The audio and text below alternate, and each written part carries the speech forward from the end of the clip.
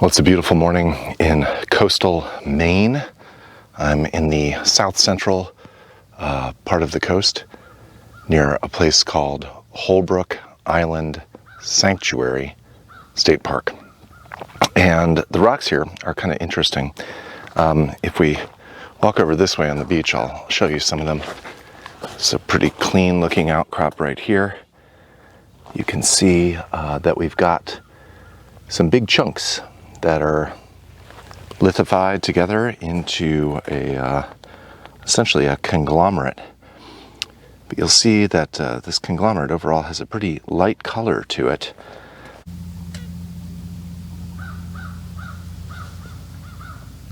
Some of the clasts are pretty big, so here's a pretty big chunk right here. This seems to be a pretty big chunk right there.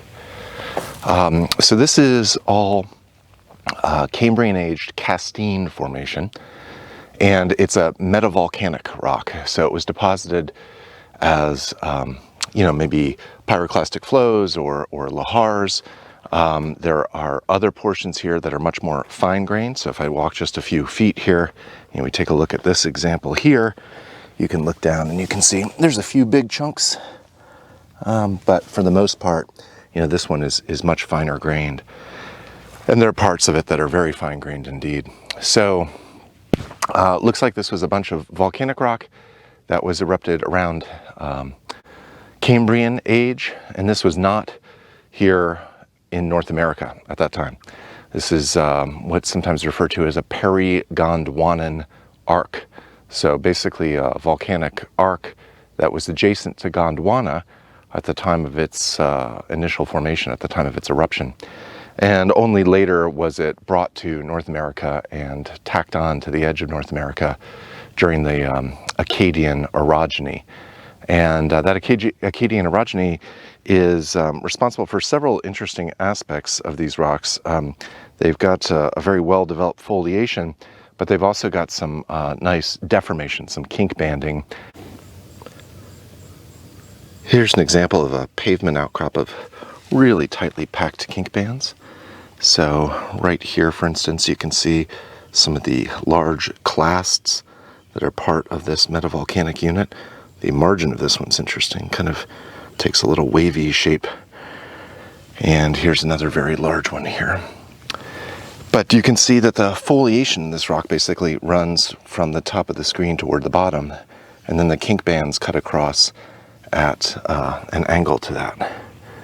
So if you get in close here, you can see how the foliation just takes a little detour as it goes across each of those kink bands. So the foliation is kinked here. Of course, you can't kink the foliation unless it already exists, and that's an indication of the relative ordering of events here. Kink banding is a structure, a tectonic structure, deformational structure, that forms in highly mechanically layered materials, in this case in rocks. And that mechanical layering means that if you squeeze the rocks perpendicular to the layering, you'll just basically reinforce that layering.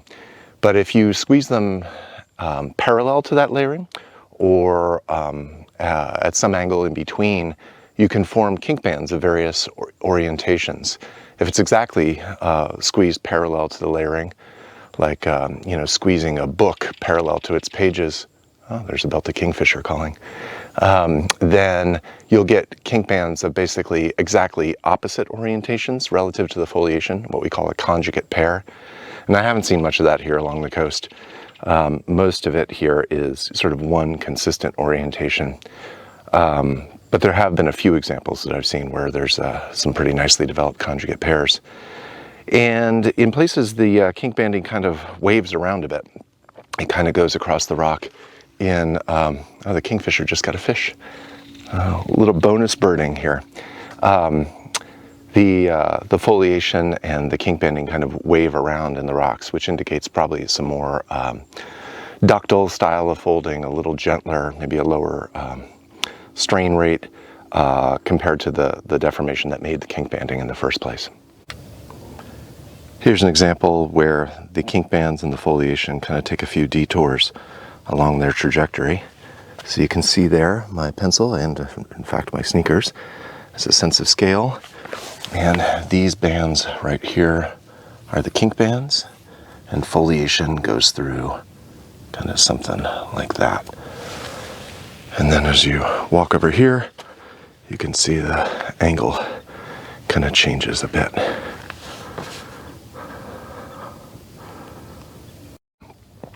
But essentially, these rocks started off on the other side of the Iapetus Ocean, and then as the Iapetus Ocean was closed, they were smushed onto the edge of North America to make this new bit of crust that was a new addition to the edge of the continent.